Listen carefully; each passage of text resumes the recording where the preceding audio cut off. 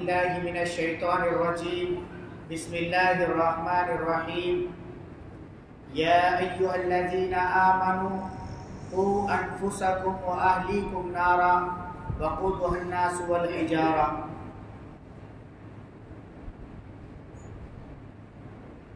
दोस्तों, बुजुर्गों, अजीज साथियों, अल्लाह ताला की हम सब पर बेशुमार नेमतें, इतनी अनगिनत और बेशुमार नेमतें हैं कि खुद कुरान करीम में अल्लाह रब्बुल इज़्ज़त ने फरमा दिया, वइन तउद्दू निअमतल्लाहि ला तुहसूहा। अगर तुम अल्लाह की नेमतों को शुमार करना चाहोगे तो शुमार नहीं कर सकते। जिंदगी के हर साल में और साल के हर महीने में और महीने के हर हफ्ते में और हफ्ते के हर दिन में और दिन के हर घंटे में और घंटे के हर मिनट में और मिनट के हर सेकंड में अल्लाह की लगातार नेमतें बंदे के साथ हैं। इतनी नेमतें हैं कि उन नेमतों को अगर शुमार करना चाहे तो कोई शुमार नहीं कर सकता। नेमतों में बहुत बड़ी नेमत अल्लाह की तरफ से एक हम सबको मिली है, वो है औलाद की नेमत। बेटा बाहर कैसे चलो। नेमतों में एक बहुत बड़ी नेमत अल्लाह की तरफ से मिली है, वो है औलाद की नेमत।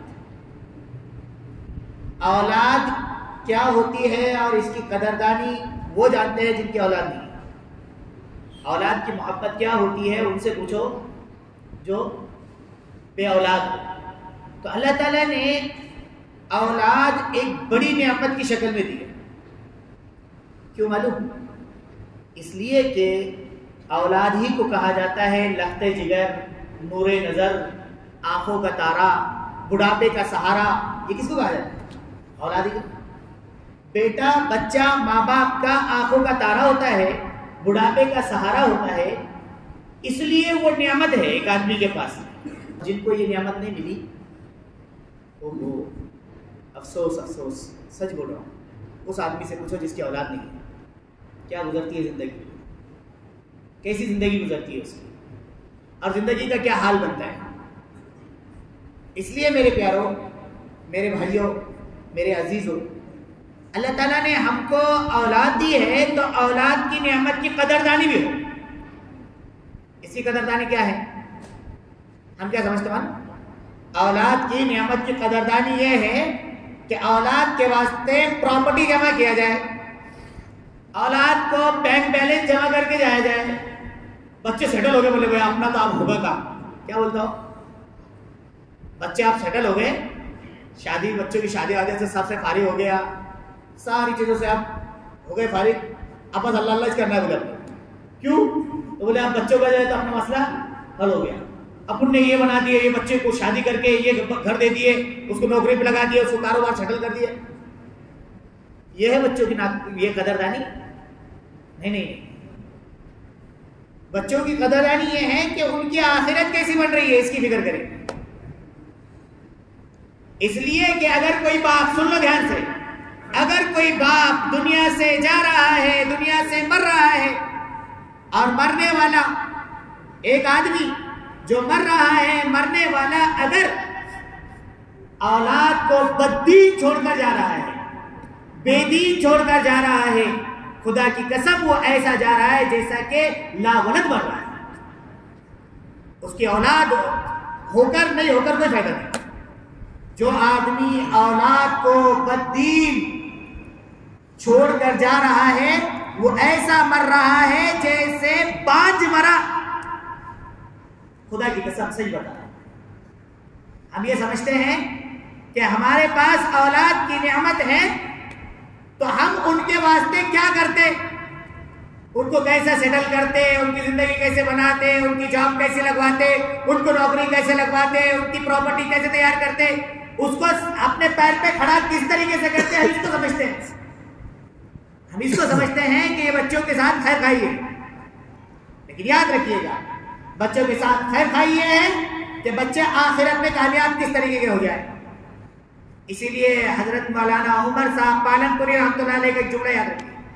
कहते थे हम तुमसे ये नहीं कहते कि तुम बच्चों को हाफिज बनाओ, आलिम बनाओ, कारी बनाओ, मुफ्ती बनाओ, लेकिन हाँ इतना जरूर कहते हैं अपने बच्चों को दीनदार बनाओ, अपने बच्चों को दीनदार बनाओ, बद्दी मत बनाओ। आज बच्चों के साथ हम अपने मामलात को देखो। बच्चा, मैं आपको बताऊं, बच्चा अल वलदु सिर्रुल लि अबीही, बच्चा अपने बाप का राज होता है, अपने बाप का राज होता है। क्या मतलब? बच्चा अपने बाप का राज होता है, क्या मतलब? मतलब ये है कि ये बच्चा वही हरकतें इख्तियार करेगा जो बाप में। आदमी बोलता और नमाज पढ़ना रहे, अजान होगी जाना नमाज को, और खुद नमाज नहीं पढ़ सकता। बताओ बच्चा नमाजी बनेगा? नहीं बनेगा। इसने अपने माँ बाप को सताया तो इसके बच्चे को सताएगी। ये अगर माँ बाप की खिदमत करता तो यकीनी तौर पर बच्चे भी माँ बाप इसकी खिदमत करते। वो वाकया आपने सुना होगा, कौन सा मालूम? एक बाप को एक बेटा मारता हुआ ले जा रहा था, और कहा ले जा रहा था? मारते मारते एक दरख्त तक ले गया, मार रहा बाप को मार रहा, मारते मारते ले जा रहा है। ले जाते बाप ने जब एक पेड़ के पास पहुंचा, एक दरख्त तक पहुंचा, बाप ने कहा बस बेटा आप छोड़ दे। बोले क्यों? इसलिए कि मैं अपने बाप को यहां तक ही मारते जा रहा। समझ रहे? तो बाप का नक्शे कदम पे चलने वाला होता है बेटा। बाप सारी चीजें इख्तियार करेगा, सोचे मेरा बेटा दीनदार बन जाए, 5 टाइम की नमाजी बन जाए, तो नहीं बन सकता। इसीलिए रसूलुल्लाह सल्लल्लाहु अलैहि वसल्लम का फरमान है अपने घरों को कब्रिस्तान मत बनाओ। क्यों? इसलिए कि घरों में नमाज पढ़ो, कुछ सुन्नतें नवाफिल घरों में पढ़ो, कुरान की तिलावत घर में करो, तो बच्चे देखेंगे। बच्चे देखेंगे क्या देखेंगे? बच्चे बाप नमाज पढ़ रहा है, मुसल्ला बिछा रहा है तो बच्चा भी मुसल्ला, बाप वजू कर रहा है तो बच्चा भी वजू वैसे करेगा, और बाप के नक्शे कदम में चलेगा। बाप 2 रकात सुन्नत पढ़ रहा है घर के अंदर, तो क्या होगा? बच्चा भी सुन्नत पढ़ेगा। बाप रुकू में जा रहा है तो बच्चा भी रुकू में, बाप सजदे में जा रहा है तो बच्चा भी सजदे में। ये कब होगा? जब बाप उसको खुद इख्तियार करेगा। बाप खुद इख्तियार करेगा। बाप सोता पड़ा रहेगा और ये सोचेगा मेरे बेटे नमाजी बन जाए, तो खुदा की कसम कभी नहीं हो सकती। औलाद की तरबियत ऐसी नहीं होती। इसीलिए किसी ने कहा कि 7 साल तक बच्चा मां की गोद से लगा रहे, 7 साल की 14 साल की उम्र तक के बच्चा गुलाम बना रहे, और 14 साल से 21 साल तक बच्चे को दोस्त बनाकर रखो, तो फिर बच्चा क्या बनेगा? दीनदार बनेगा। 7 साल तक जो सीखेगा वो माँ के पास सीखेगा। 7 साल के बाद में ये 7 साल माँ के पास इसलिए सीखेगा क्योंकि माँ वो होती थी कि जो बच्चों को कुरान भी पढ़ाती थी, बच्चों को दीन भी पढ़ाती थी, बच्चों को दुनिया भी पढ़ाती थी। अब माँ कुछ टाइम नहीं है तो वो उठा 3 साल का बच्चा हुआ तो कौन से स्कूल में? प्ले स्कूल में डालते थे। दिन भर जो है तो संभालने वालों के पास हालत करते, बिना बच्चे की अखलाक की तरबियत होती, न माँ बाप को देखता वो, न माँ बाप की मोहब्बत उसको मिलती। वो 7 साल तक के माँ के सीने से चिपटा रहता, वो सीने चिमटने का टाइम नहीं मिलता। फिर क्या होता? फिर वो उनके रंग में रंग जाता, तो माँ को माँ नहीं बोलता, बाप को बाप नहीं बोलता। फिर बड़े होने के बाद में बाप को मारता, माँ को मारता, तो फिर रोते पीटते, मुफ्ती साहब को ताबीज दे दो। बच्चा सुबह ही बोले यार बहुत परेशान कर दिया, मार रहा ही बोले, वो माँ को गालियां दे रहा, बाप को गालियां दे रहा। क्यों? माँ बाप को क्यों गालियां दे रहा? हो क्यों गालियां दे रहा? अगर बाप की जुबान सही होती, सुन लो बात ध्यान से, बाप अगर माँ बच्चे के सामने, छोटा बच्चा है, ना समझ बच्चा है, और बाप उसके सामने माँ को बुरा भला कह रहा है, बीवी को गालियां दे रहा है, और बीवी को उल्टा सीधा बोल रहा है, तो बच्चा उसको दिन में, याद रखो बच्चे का दिल जो होता है ना, बच्चे का दिल दिमाग एक सफेद कोरा कागज होता है, जो नक्श करना है नक्श कर दो उस पर, जो लिखना है लिख दो उस पर। इसलिए अल्लाह वालों ने कहा है कि बच्चों के अंदर 3 सिफात पैदा कर दो, तुम्हारे बच्चे तुम्हारे आखिरत का जखीरा बन जाएंगे। 3 सिफात पैदा कर दो बच्चों के अंदर, तुम्हारे बच्चे आखिरत में तुम्हारा जखीरा बन जाएंगे। या 3 सिफात क्या पैदा करो? कहा कि सबसे पहले उनको आदत डालो सच बोलने की। पहली सिफात बच्चों के अंदर हमेशा सच बोलने की। उन्होंने कोई गलती करे ना तो उनको मारो पीटो मत, उनको डांट डपट मत करो। उनको मारे पीटोगे, डांट डपट करोगे तो होगा क्या मालूम? होगा ये कि वो बच्चा वो गालियां के डर से झूठ बोलेगा, वो मार के डर से झूठ बोलेगा। बच्चे कहो कि बच्चा बेटे तेरे से जितनी बड़ी गलती हो जाए हमेशा सच बोलना, कुछ भी हो जाए, नुकसान कितना बड़ा हो जाए, क्योंकि नुकसान उससे ज्यादा नहीं हो सकता जो मुकद्दर में हो। लेकिन बच्चा डर की वजह से, मार की वजह से, बाप की डांट डपट की वजह से बच्चा क्या बोलने लगता है? झूठ। फिर एक झूठ को छुपाने के लिए दूसरा झूठ, फिर दूसरे झूठ को बुझाने के लिए 10 झूठ, फिर 50 झूठ, फिर 100 झूठ, और फिर ये होती है कि पूरी जिंदगी उसकी झूठ में उलझ जाती है। फिर बच्चा क्या करने लगता है? झूठ। बच्चे को आदत डाले हमेशा सच बोलने की, और बच्चा आदत सच डालने की कब से पकड़ने वाला? बाप भी सच बोलने लगे, घर में भी आपस में सच्चाई होने लगे।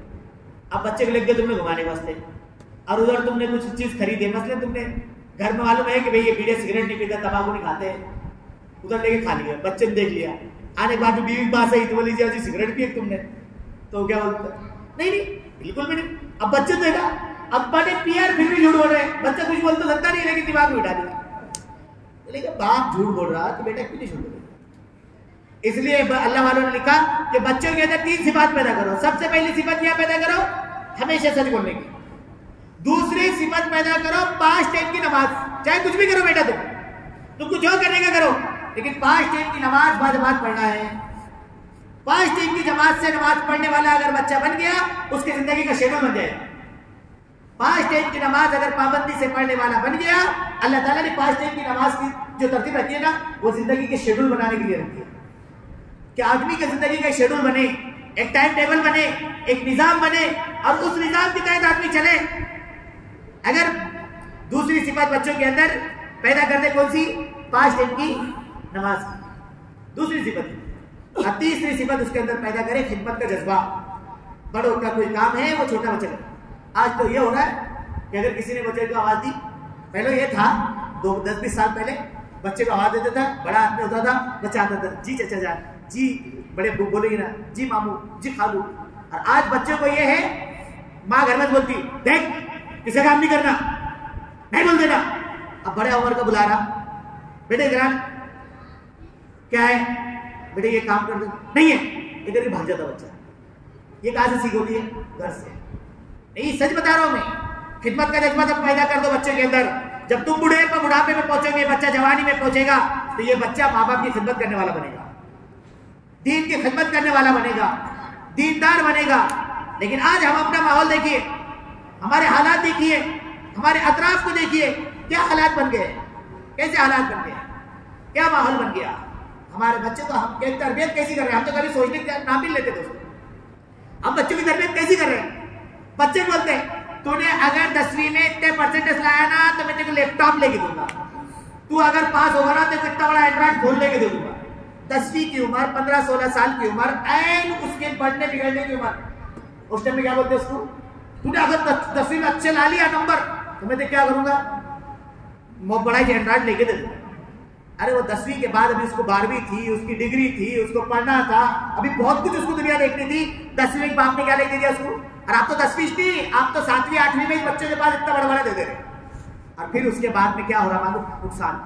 जब बच्चे फिर उसके अंदर कभी गेमों में लगे हुए हैं, तो कभी पिक्चरों में लगे हुए हैं, कभी गंदी फिल्मों में लगे हुए हैं, कभी छोटियों से चैटिंग में लगे हुए हैं, फिर क्या जाने क्या क्या कर रहे हैं। फिर माँ बाप उसकी तरफ तवज्जो नहीं। भाई दोनों तुमको अगर जरूरत है, ऑनलाइन के नाम पे बहुत अभी चला, अभी जब लॉकडाउन में ऑनलाइन पढ़ाई, तो बच्चों को मोबाइल लिख दिए। कैसे लिख दिए? कर्जे पानी करके बच्चों ने ऐसी आदत बनाई। मैं ज्यादा दूर की बात नहीं कर रहा, मेरे मदरसे में पढ़ने वाला तुर्काबाद का बच्चा, मैंने उससे अभी जवाब में गए थे जब भी स्कूल मिला, उस बच्चे का सबसे ज्यादा मदरसे में ज़हीन बच्चा था, सबसे ज्यादा ज़हीन। लॉकडाउन में खाली था तो घर वालों ने मोबाइल दे दिए। मैं उसके घर भी गया, उसकी दादी से बात हुई। उस बच्चे के इतना ज़हीन बच्चा, उससे ज्यादा ज़हीन नहीं था मदरसे में कोई, जो बात बोलो फौरन याद कर लेता था। उस बच्चे का हाल ये हुआ कि उस बच्चे ने लॉकडाउन में घर वालों ने मोबाइल दिए। आज वो बच्चे को पूरे इलाके में बोले वो पबजी का सबसे ज्यादा और वो फ्री फायर का सबसे ज्यादा क्या है, वो मास्टरमाइंड, सबसे अच्छे गेम वो खेलता। मैंने उसको बोला मदरसा, तो बोलता आप नहीं पढ़ रहे, अब नहीं पढ़ने, लेके दो बच्चों को। अब बच्चे क्या कर रहे हैं क्या नहीं कर रहे, माँ बाप उसके ऊपर तवज्जो भी नहीं। रात में 12-12, 1-1 बजे तक बच्चे बाहर क्या कर रहे हैं, पूछने के लिए। हद तो यहां तक हो गई कि कुछ लोगों ने बचत घट उठा के बच्चे को मोबाइल लेके दिए। बचत घटों से पैसे ला कर बचत घट से उठा कर कह दिए मोबाइल ले लेकर दिए। जब उसके लाख लाख 2-2 लाख रुपए कर्जा हो गए, 10,000 20,000 रुपए के वास्ते 1-1 1.5 लाख रुपए कर्जा हुआ, उसका नतीजा ये हुआ कि फिर अब जब उसका वो ब्याज बढ़ा और सूद बढ़ा तो उसके वास्ते फिर गलत कारी पर उतरना पड़ा। भी नहीं हम हलाल है कि हराम है ये भी नहीं मालूम। हराम है हराम। बचत गट ऐसा हराम है जैसे अपनी सगी माँ के साथ रसूलुल्लाह सल्लल्लाहु अलैहि वसल्लम ने फरमाया, अपनी सगी माँ के साथ सूद का 1 दिरहम अपनी सगी माँ के साथ 36 मरतबा बदकारी करने से ज्यादा सख्त है। कितने? 36 मरतबा अपनी सगी माँ के साथ बदकारी करने से ज्यादा सख्त है। लेकिन इसकी तरफ किसी तवज्जो नहीं। थोड़ा सा कुछ आया तो ले लो। अरे भैया हलाल हराम की कोई तमीज है? ऐलान जंग है अल्लाह से। जो आदमी सूद के अंदर पढ़ के, ये बचत गट के अंदर पढ़ने वाले बिल्कुल अल्लाह से ऐलान जंग कर रहे हैं। अल्लाह इनको कभी भला नहीं करेंगे, कभी भला नहीं करेंगे। आज जरूरत है हमारी माँ बहनों को घरों में बोलो कि ये बचत गट के अंदर क्या पड़े हुए तुम, औलाद के अंदर क्या हलाल का क्या तमीज आएंगी उसके अंदर। बच्चे को मोबाइल लेके दे दिए, 12-12 बजे तक 1-1 बजे तक बच्चा बाहर फिर रहा, 2-2 बजे तक बच्चा बाहर फिर रहा। माँ बाप की हिम्मत नहीं है बोलने की, कहाँ रह रहा। कैसे माँ बाप है हम माँ बाप है ना, तो कैसे माँ बाप है। औलाद को अरे मौलाना बच्चे सुनते ही नहीं आप, अब तो ऐसी जनरेशन ऐसी आदमी बोले। एक तो बोल रहा मैं भाई तुम्हारा बेटा 2-2 बजे तक बाहर क्या कर रहा हो, तो मैं बोल रहा हूँ, बोलता मुफ्ती साहब क्या बोलना, आज की जनरेशन ऐसी है, वो सुन रही नहीं, कैसे सुन रही, बाकी सब सुनाते हैं, ये नहीं सुना सकते। बच्चे को अगर फोन की जरूरत है तो ईशा के बाद नमाज पढ़ के आ, मोबाइल घर में जमा कर और सीधा सो, फजर में उठ, नमाज पढ़, फिर मोबाइल ले।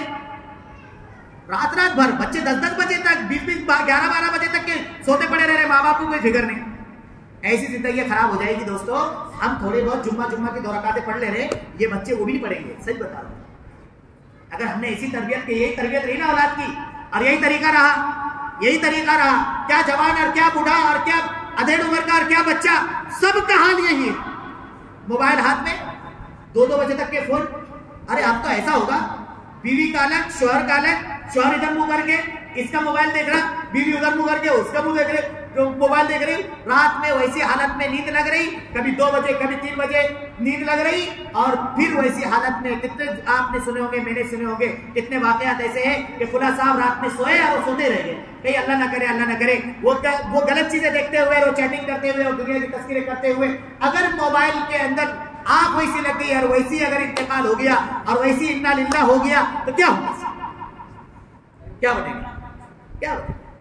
बच्चों के माइंड डिस्टर्ब कितने हो रहे हैं, नौजवानों के हालात। अब देखो ज्यादा पहले तो ये था कि डॉक्टर्स ये कहते थे, साइंस ये कहता था कि 65 साल की उम्र में अगर ब्रेन का अटैक होगा तो 65 साल की उम्र वाले को होगा।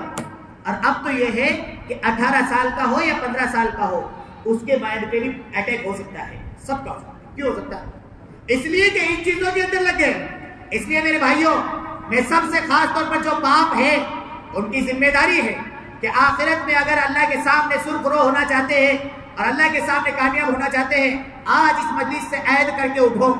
आज इस मजलिस में ऐद करो कि इंशाअल्लाह हम अपनी औलाद को आज ही से घर जाकर बच्चों पर पाबंदी लगाएंगे और ये कहेंगे कि तुमको मोबाइल की जरूरत है, हम कबूल करते हैं, लेकिन ईशा की बात तुम्हारे हाथ में मोबाइल नहीं दिखेगा। देखो बच्चे कैसे सुधरते हैं, कैसे माँ बाप की कदरदानी होती है। रात में घर के अंदर लेके बैठो ना उनको, चाहे खाना खाया नहीं उसने के बाहर निकल जाता हो, गैरों के महल्ले में जाओ तुम, बार बार बोलता हूं मैं, जाओ ईशा के बाद में शिवाजी नगर में गुजर जाओ, ईशा के बाद ही गुजरो, मगरिब के बाद गुजर जाओ, आपको 50% बंद नजर आएगा। ईशा के बाद गुजर जाओ, 100% गैरों का महल्ला बंद नजर आएगा, सब अपने अपने घरों में रहेंगे। मुसलमान के महल्ले में मगरिब हुई तो दिन निकलता, मगरिब का टाइम हुआ तो दिन निकलता, तो 10-11 बजे के समय मार्केट ऐसा लगता है जैसे बुड्ढी लाइन बन जाता, और फिर उसके बाद में पूरी ऐसी गुजरता। कब तक? ये कौन सा तरीका है? कब तक गफलत में? बात ये बताई जा रही है कि देखो दीन से जुड़ो, बच्चों को दीनदार बनाओ, तो लोग उसकी तरफ तवज्जो नहीं।